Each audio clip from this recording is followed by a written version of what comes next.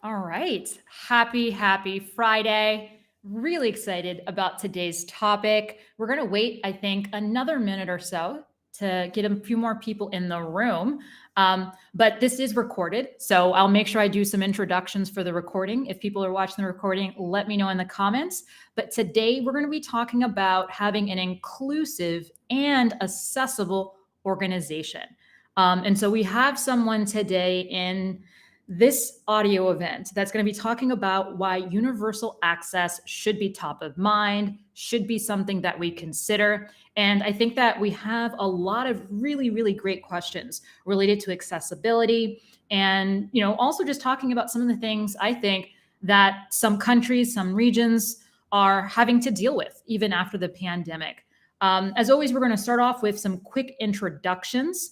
Ngozi, if you don't mind unmuting and introducing yourself to those that are joining us, and then, of course, to those that are watching the recording.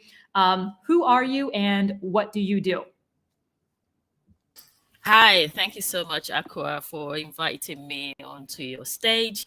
I'm quite happy with that. My name is Ngozi Ugoji. I've got an architectural background. I studied architecture and then went into accessibility work for quite a number of years and decided to go into that. So I am an accessibility, diversity, equity, and inclusion consultant, also certified project and project program manager. You'd probably want to wonder why I dabbled into this. And that's because earlier on in my profession, whilst I was employed, a lot of my work had to do with doing adaptations for persons with disabilities, Mm-hmm. private properties. And so I got, sort of like interested in doing this. And then it evolved into what I'm currently doing. So that's just me in a nutshell. I love that. I think it's so incredible to hear a little bit about the evolution of your career and then sort of how you can apply having that knowledge of how things are built. I think, yeah, it just seems like it all fits in very nicely. Thank you. All right. So we're going to go ahead and get started with the first question that we have here. And I think this is an important place to start because not everyone necessarily understands what accessibility is. So, Ngozi, can you please tell us what accessibility is? And then, sort of as a follow up after defining it for us, why is it something that we should be considering in the workplace and that leaders should keep in mind, not just physically, but also policy wise?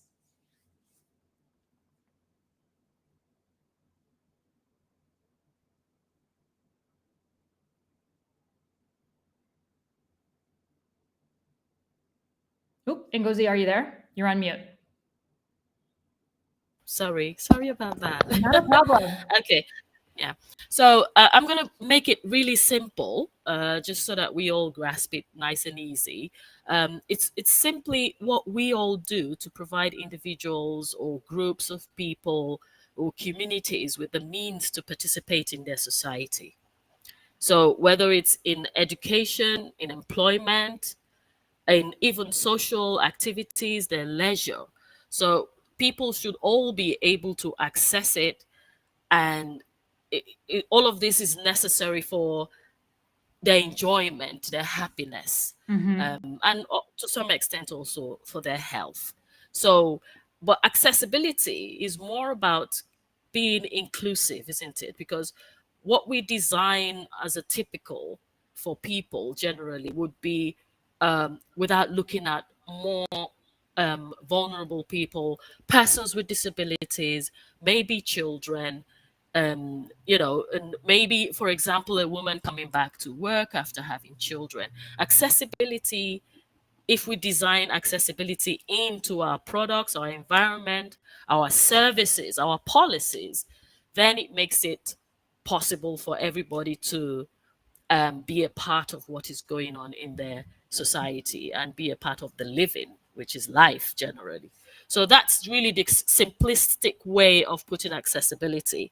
So it's not just about your environment, obviously, even though Mm-hmm. that's my background, right? So you also have, technologically. So you've got the web accessibility, you've got products, technology, you've got internet access, you've got digital access. All of those things, you have to consider those who require for you to pay particular attention to what you're designing, especially if you're upgrading or including extra capacities to what you're designing. You've got to make sure that you're carrying everybody along. So particularly persons with disabilities. And like I said, if you're looking on the equitable side of things, you're looking at women being able to come back. I'm very, what do you call it, particular about that, because people tend to think accessibility is just about persons with disabilities. Yes. No, because everybody gets to a stage where, if I don't know about you, if they're upgrading these phones, the more they're upgraded, the more, it becomes a little more difficult to understand. So you have to understand that there are people like that, so that's why it tends to be about persons with disabilities, because you have things like learning speed, learning spans, cognitive, capacities and capabilities. All those things you have to consider when people are using whatever you're designing in terms of the environment and your products, and of course in delivering your services. Great. Thank you. Yeah. Thank you so much for talking us through that. And I felt that it was important to start here because, as you said, people tend to focus on certain elements and not necessarily see Yes. how this impacts so much more than what we typically would focus on, right? I think a lot of people would focus on things like wheelchair access, right? That sort of accessibility. And that's important, but that doesn't capture the entirety of accessibility. And I think you've also, go ahead. No, carry on. Oh, yeah. I was just going to say, I think that you've alluded actually to the first sort of statement or question that we wanted to cover in relation to thinking about accessibility. But before I do that, I just want to say thank you to all of you who are listening. Those of you who are joining us live, if you have a question, as always, you're welcome to raise your hand. We'd love to have you on the stage. So please keep in mind that this is meant to be an engaging conversation. So if there's something you want to add, a question that you have for our amazing guest, please feel free to raise your hand and we'll bring you on.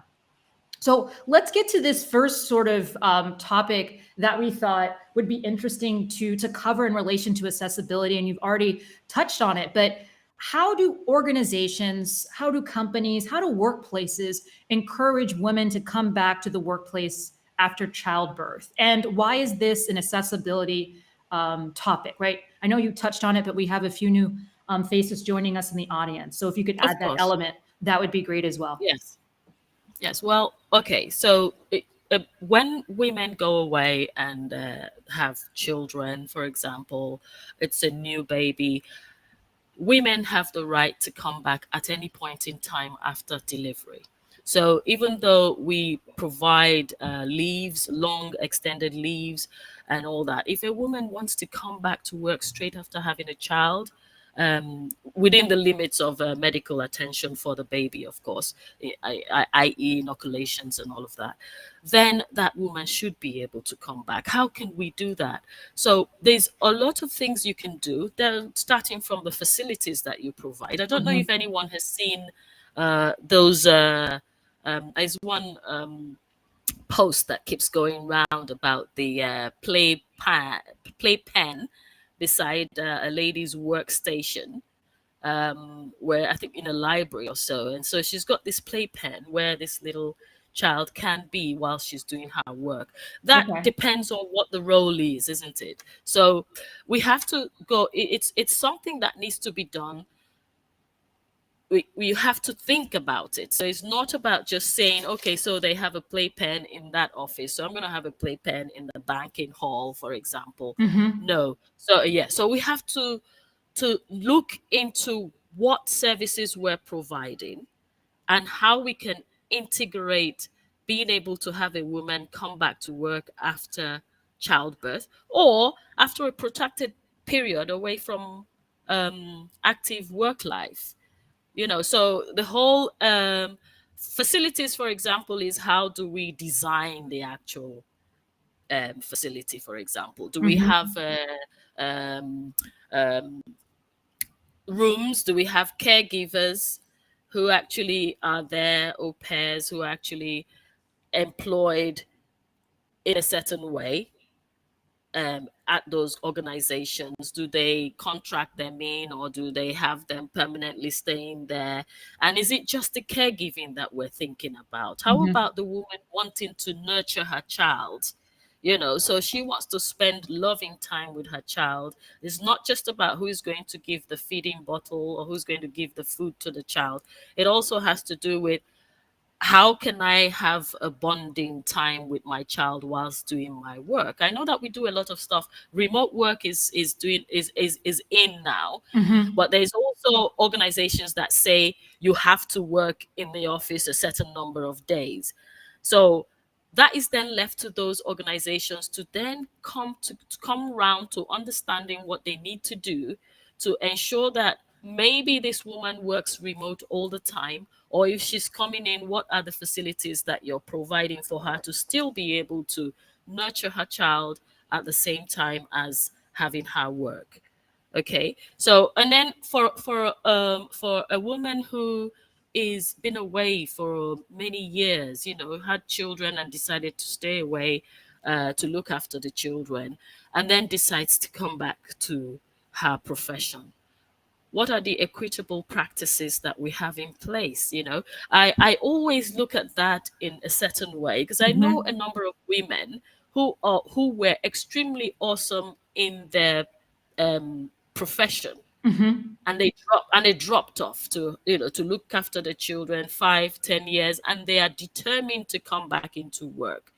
But currently the recruitment systems do not really take into consideration the fact that passion and the knowledge that you had before you went away, there are things that can still be regurgitated, isn't it? They can still come back into play. So when we write, for example, our recruitment documentation, and we say you have to have certain number of the first 5 years. I don't know if I look at all these things a lot. So Okay. if in the last 5 years you haven't done so, then it automatically knocks you out, isn't it?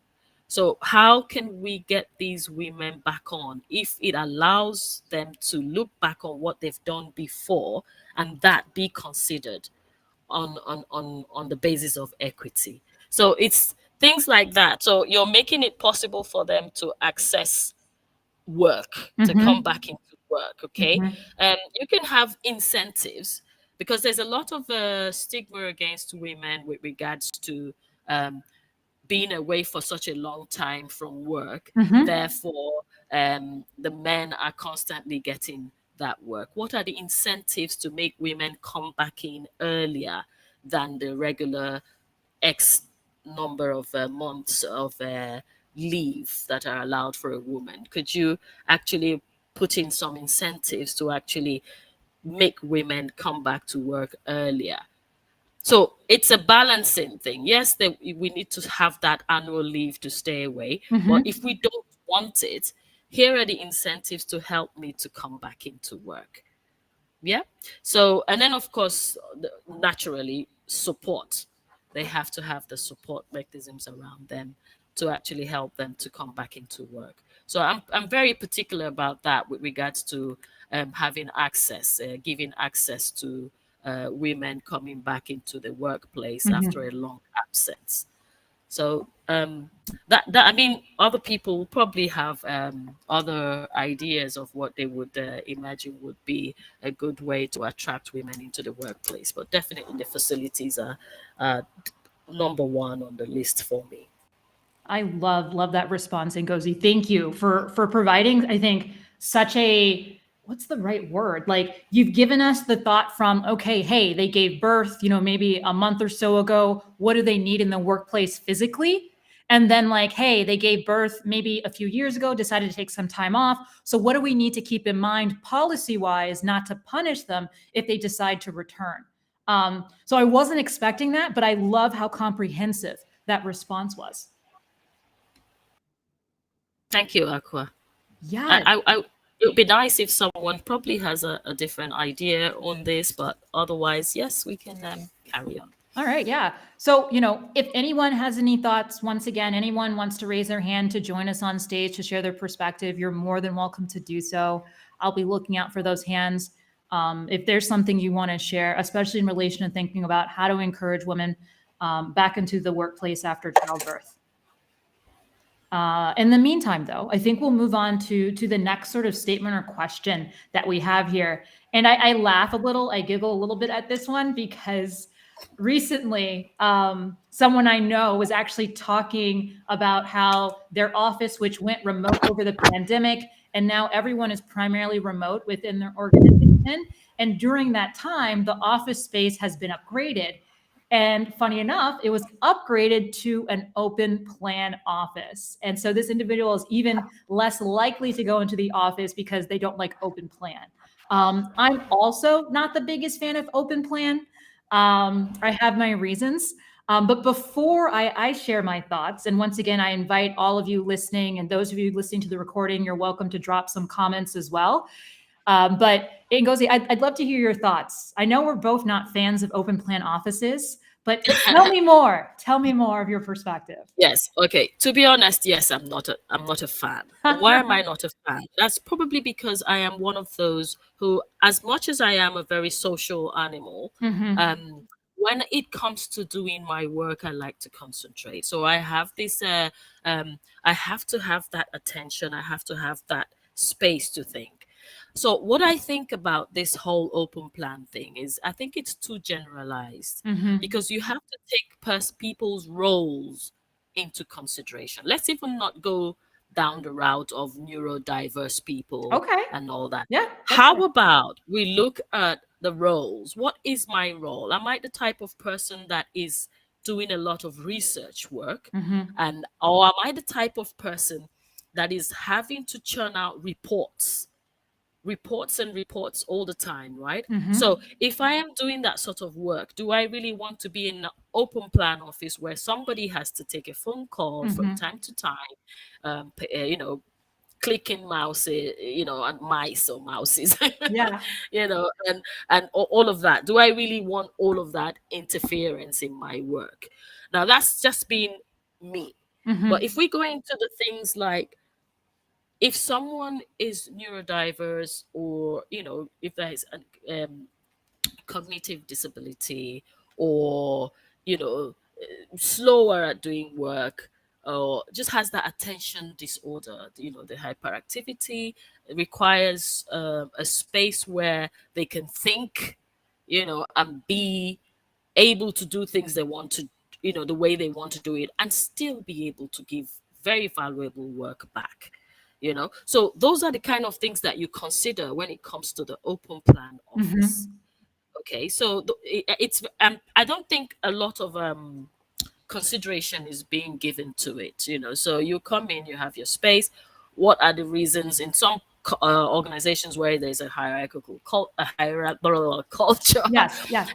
Yeah, so basically what it's all about, the senior person has a room and then the others are on the shop floor thing. Mm-hmm. So it's not really properly thought out as to who actually gets to have a room. Even let's even talk about the let me take it back to the lady coming back to work. Mm-hmm. Does she get a room, for example, because she has to um breastfeed? Yeah.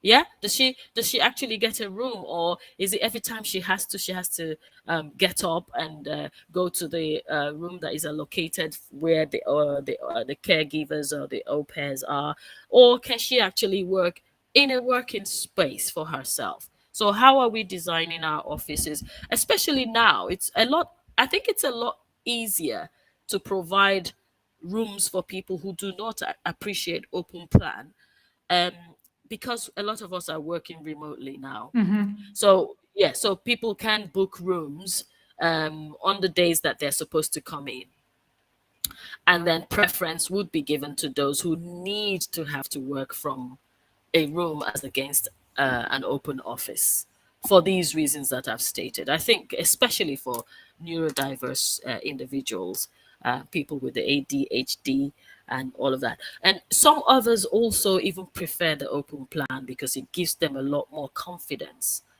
and but there are also people who are not comfortable in social settings, so but they would do far better when they're not in an open plan space. So it's all these considerations, and yeah, I think that is why I shy away from open plan. I am more productive when I'm sitting down doing a particular type of work. And then when I need to be around people, I am equally productive because I am a social person and I don't want to be working in a room locked away all day. So it just depends. There has to be a balance and there has to be an understanding by the employers that they need to reason with the employers on the open plan arrangement. It shouldn't just be thrown on you when you come in to resume at work. Hey, that's your desk over there in the corner, or here's your desk right here in the middle, next door to the coffee place, or something like that. So, yeah. Yeah, no, I love that. And like I said, I was not a fan of open plan when I was working full time within an office space, and I constantly tried to think of ways to show that I wasn't available, right? So that's one of the biggest things I think within an open plan space. And you're also a leader. Like, how do I show my team that, I'm here, but you can't, this is not the time that you can bother me. You can't just have access to me constantly just because I'm in the same space or in a space that's open. Yes, and I think that's also something that can be looked into. I mean, there's the design of the space also helps an open plan office not to particularly look that open. So Right. it all depends. Exactly. So that there again, we are back where we're coming back to the whole, what facilities are you providing, other than just having a specific room for somebody. What other design arrangements are you thinking about in order to make someone who does not particularly like to be in a huge open space feel like they're not in a huge open space, even though they are? There's a lot that can be done to spaces to ensure that that is the case. Yeah, no, I love it. Like I said, I always think it's an interesting conversation to have. I've definitely spoken to some CEOs that just feel that open space is more affordable, right? It's more affordable to have open space than maybe put in partitions and things like that. And I think there's been a lot of interesting research over the years. I think now things are shifting to be a little bit more nuanced, similar to what you're sharing Yes. in Ngozi, to say, hey, no, we need to be a little bit more intentional about what we're doing and how we're doing it. But there definitely was a period in time where it was the coolest thing since sliced bread, right? It was the thing that everyone was Yes. doing. It was meant to help to improve innovation and creativity. But like you said, there's always pros and cons, and that can't be all the time, right? And it was all about, like you said, cost effective, wasn't it? So Mm-hmm. you were able to use up more space than you would when you have walls, separating offices and all that. But all that is that we're beginning to understand that empathy is going to, yes, it's going to have to, how it's not just the return on your investment as it is the impact that is, how you're impacting your employees. Mm-hmm. So we now have to balance the two. It's no longer just, let's run with it, put everybody in one room, sandwich them all in there, just so long as we're making a lot of money out Yeah. of it. Yeah. Yeah. And once again, I think this is actually a really great segue to our next question. But I'd love to do just a quick poll for those of you who are joining us live. Can you just give us a reaction if you are based on the African continent? Any reaction you want. Would love to see where people are located, just because I think it'll make the next question we have a little bit more relevant. Yes, Yanju, thank you so much for joining. Glad to have you here. Who else is based on the continent? Let me know if just an emoji. But this next question that we have here. So we've talked a little bit about, specifically women coming back to the workplace and how that has both policy and physical implications within the workplace. We've talked a bit about open plan offices and how we need to be a little bit more intentional about what we do in relation to spaces, because we have different personalities and different types of work that should require different physical spaces as well. But this next question we have, I think, is incredibly relevant for the world that we now live in, especially since energy costs have gone up, and I think really across the world. So during the pandemic, a lot of us, had to work from home. And so when talking about work from home responsibilities and expectations, and go, where should companies start? I know that before we had this conversation, we talked about, how in places like South Africa and Nigeria, right, you need to have a Mm, generator in order to be successful just in general. Should that be something that companies pay for on behalf of their employees if they're working from home, right? We also talked about the yeah. UK, right, where the cost of energy has also increased. So yeah, and Ngozi, I just would love your perspective on this, and what should leaders keep in mind in relation to their responsibilities and expectations? Yeah, I actually had a conversation with a couple of friends who work remotely at the moment, and I said to them, "Has there been any considerations? Have there been any questions about how you are managing the cost of being at work in your home, Mm-hmm. with regards to running your utilities full time, whilst you're working for your employer?" And quite an interesting response, which I think is correct. Okay, so we've just all started this whole seriously gone into the remote work. Mm-hmm. There was remote work before COVID-19, but now after COVID-19, there is a far more remote working than before. So I think we need to be looking at energy consumption, yes, but we also need to look at, is that going to then affect certain people in certain regions? Because there's a lot of global work. Let's take, for example, people who are working with organizations that employ globally. Mm-hmm. Now, are they going to shy away from places where someone's on a business call with their client and suddenly there's power cuts, and then they have to sort of like apologize to the big client and all of that? Is that going to then cause a certain kind of bias? I'm one of those who are, by the way, not excited to call it unconscious bias. um Okay. I don't know how unconscious it is when you are actually actively being biased against someone. Mm-hmm. But so you're live, but it's called unconscious. Um, so yes, you see what I mean. But that's we digress. Let's come back. So are you going to what's the equitable thing to do? Will you Mm-hmm. provide generating sets? Would you provide the finances towards the person generating their own power during not the whole of the period, but perhaps during the times that it's they require it, like for a meeting, for example. So for Mm-hmm. example, I am currently in Nigeria. I'm currently in Lagos. There is public power supply, Mm-hmm. but I've switched to a generator for this Okay. because I have no intention of going halfway through and then you lose me. So I have a generator going now as I'm speaking with you. Now, who takes that cost? Right. If because this is just me doing my thing, I'm an entrepreneur, so hey, that's fine. But how about a situation where someone is located somewhere where these kind of things happen, or in the UK where energy costs have skyrocketed? Are there plans that people are making to actually see what the employer can do to bridge, that higher cost of working for you because they're working remotely?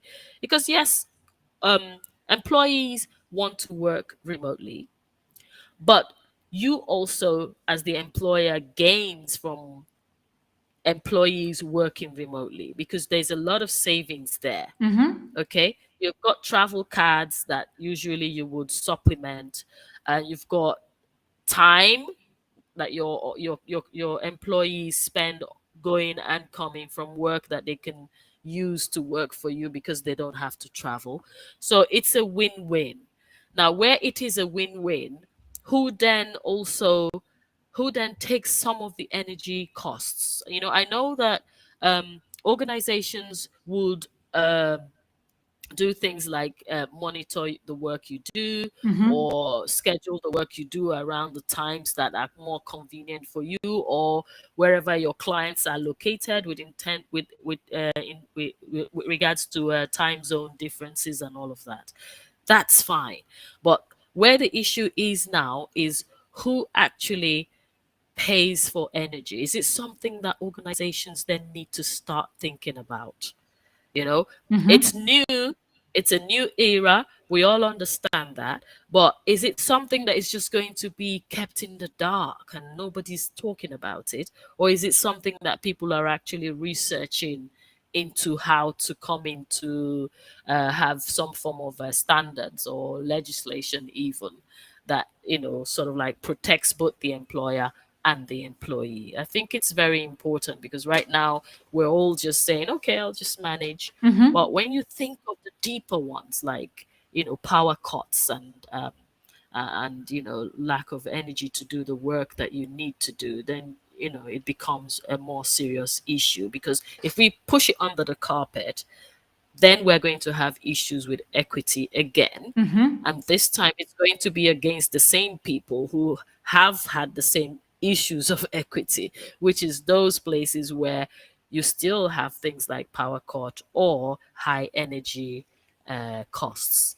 So, yeah, so I think it's something. I don't know if anybody on the floor would like to have something to say about it. If there's anybody who is actually um, does a lot of remote work, both maybe at home where they live, or they have to work remotely from different locations.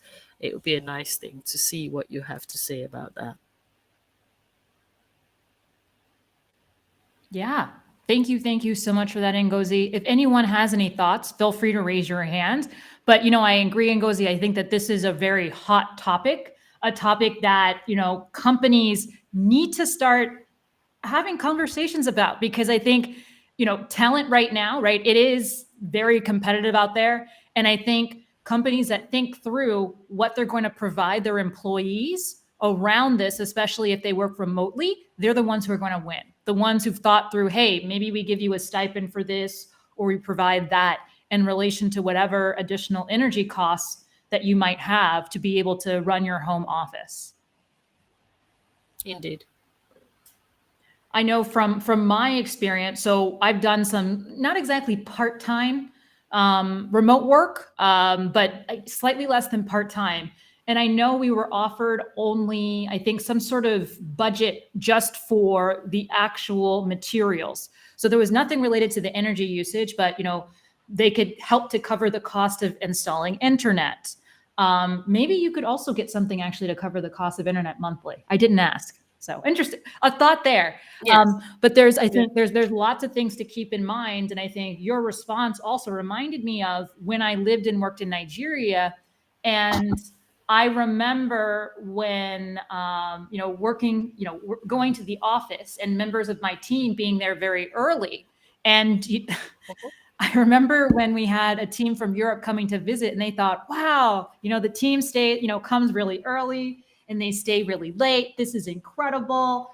And me just having to let them know, like, it's actually about access to the internet and the fact that there's electricity. Not everyone can run a generator at home for 24 hours. And so they come to the office early to charge everything.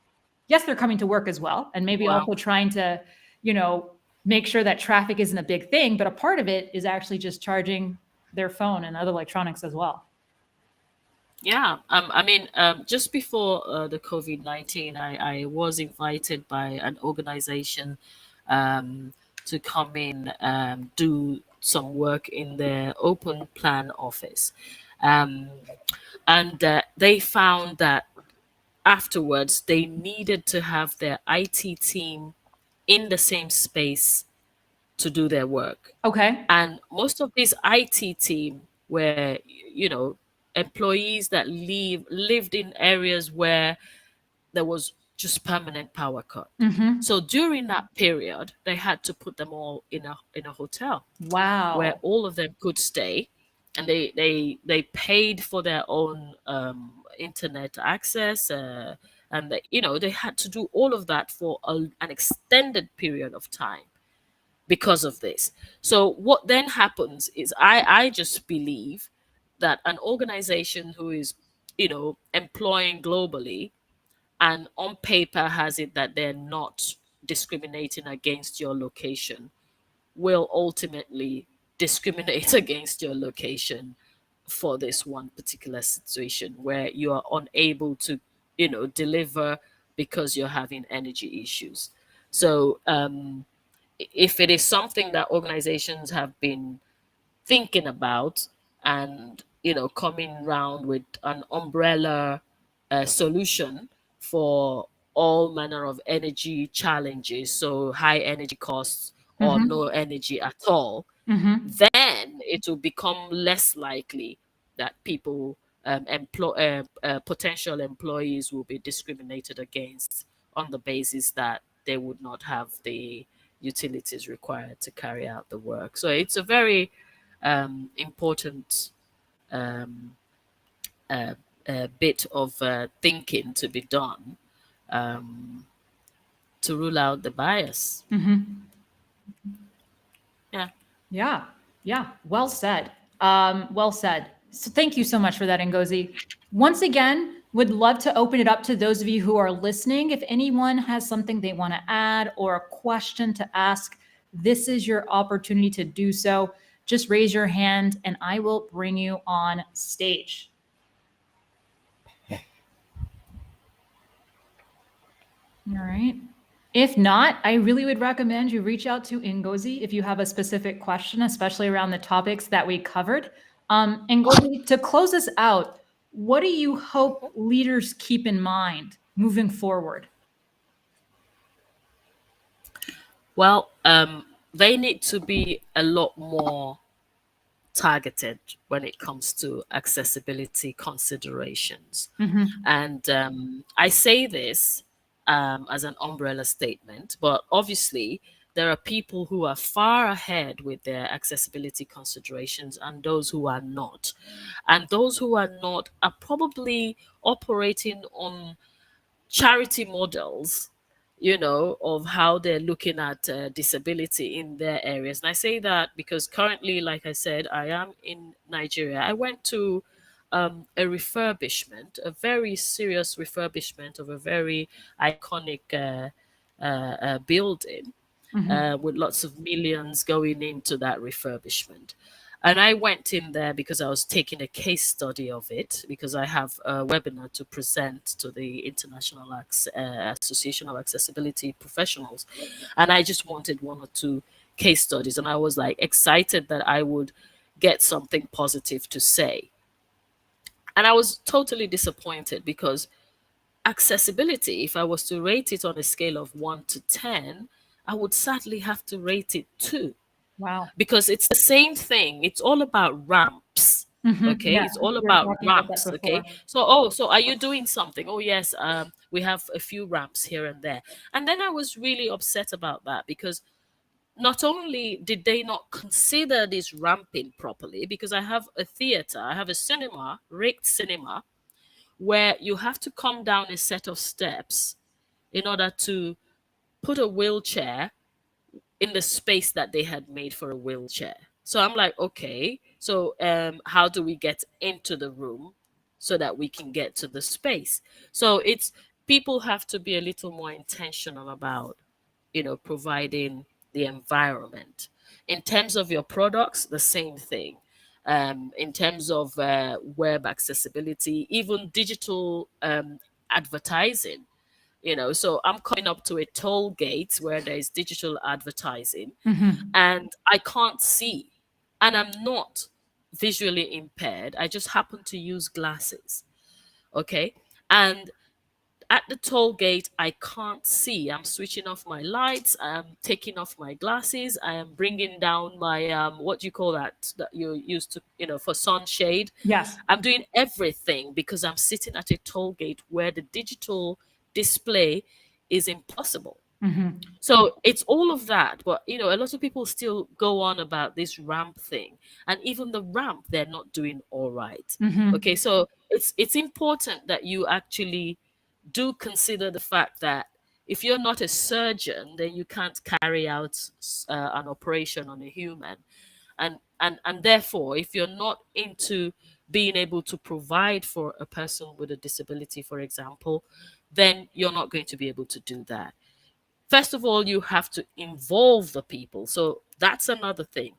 In accessibility considerations, you need to bring the people that you're designing for in to have a conversation about what works for them. So that's something that a lot of people don't do. They just go away. They design all this beautiful technology. But a lot of people are not doing that anymore, which is fine. But this is back in the year. But there are other areas where these things are still very much apparent.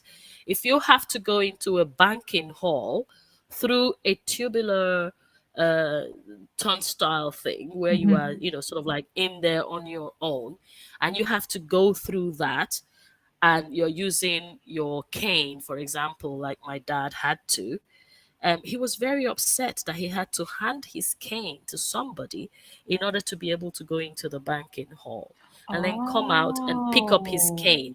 Now, it might sound on my dad is finicky about his clean, and that was before COVID, right? So Mhm. now with it exactly. So now you have all these issues around just anybody touching your cane. Yes, of course. Okay.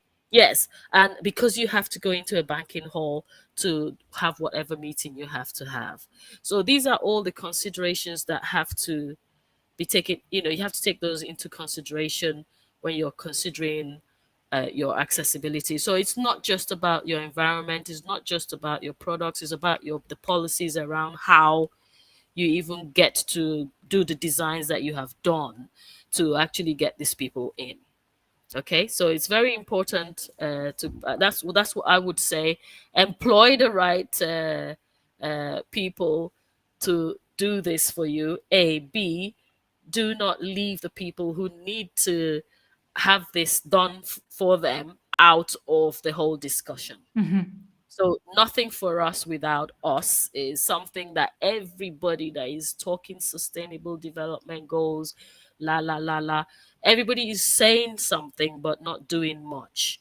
That's very important that I don't know how we're going to flip around from just talking to actually doing it. And it's not that difficult. You've got the people there. It costs you less when you design things in than when you have to make provisions afterwards to adapt something that you've already designed wrongly. So these are my contributions to anyone who wants to make sure that they are doing the right thing with all their accessibility considerations across board.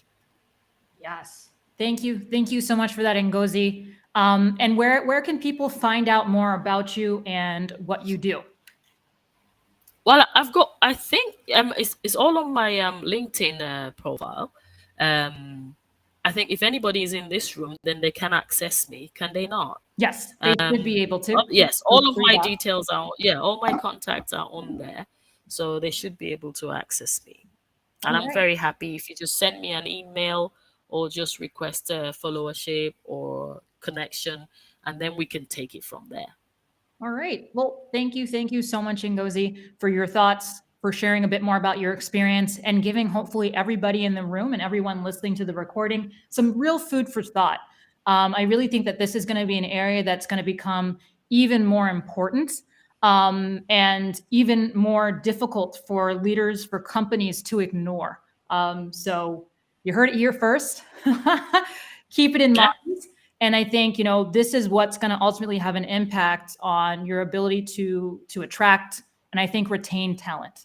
and Uh, retain, yes, and improve and grow them as well. yes, yes, as well. And Ngozi, any last words before we say goodbye to everyone and wish everyone a great weekend? I'm just going to say thank you so much for showing up for this discussion. And if we can be of any help again sometime, we're very available to do that. All right. Well, thank you again, Ngozi. Thank you to all who are listening here in the room live. And thank you to those who are watching the recording. We appreciate it because we know you can be anywhere.